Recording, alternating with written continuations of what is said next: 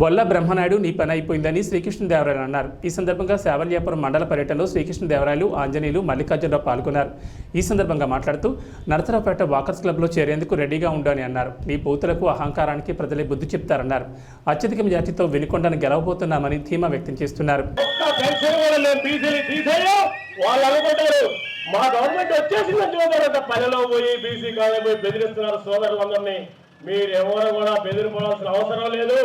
Main నాయకులకే అట్టుకి 2 అట్టులు చెల్లించే బాధ్యత మేమందరూ తీసుకుంటామని మన కొత్తలూరు గ్రామ నాయకులందరూ ఎట్లా చేస్తే అట్లా పోదామని మీ అందరికీ హృదయపూర్వక ధన్యవాదాలు తెలుపుకుంటూ మీ అందరూ వినుంటారు, కొంతమంది వినుంటారు. ఒకసారి వినండి.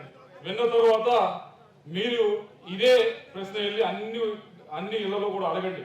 ఇలా మాట్లాడుతున్నాడు ఇప్పుడున్న ఎమ్మెల్యే, ఏం చేద్దామని చెప్పి ఒకసారి ప్లే చేయమ్మా. నిజంగా నేను ఇప్పుడే చెప్తున్నాను, అనుకుంటాడు రండి, ఇద్దరు కలిసి ఆ ఎంపీ నువ్వు ఇద్దరు రండి.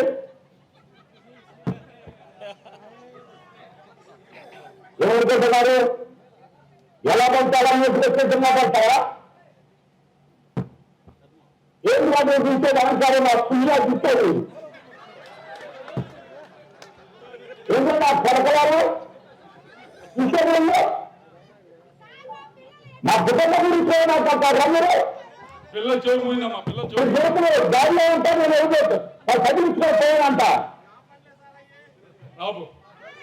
ఇది ఎందుకంటే ఒకసారి వినాలి మీరు అందరూ కూడా. పిల్లల చెవులు మూసుంటారా మీరు? ఆయన గొంతు నిలబడగా పిల్లల చెవులు మూసారా? పిల్లల చెవుల ఊర్లో మూస్తే మీరు 13వ తారీఖున మీ ఓటు హక్కు ఎలా చేయాలి?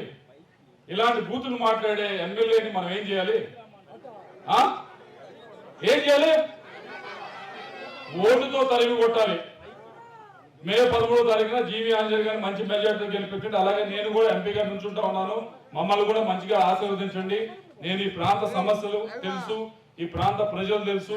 నేను ఇక్కడే నర్సరావుపేటలో పోటీ చేయాలని నిశ్చయించి కూడా వచ్చి ఇక్కడ పోటీ చేస్తున్నా. మిగతా వాళ్ళగా బలవంతంగా పంపిస్తే రావట్లేదు.